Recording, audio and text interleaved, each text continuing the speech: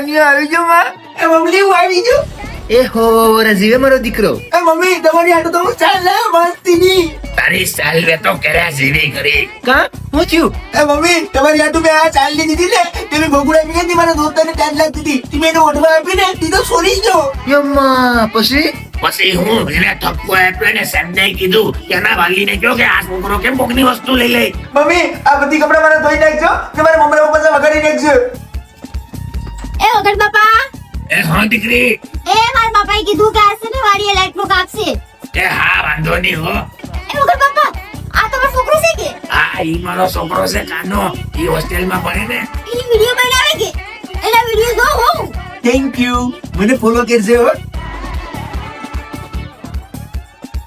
એ mummy આ છોકરી કોણ હતી હે? એ નાથા મામાની છોકરી છે રાધા, જુનાગઢ ભણે. હે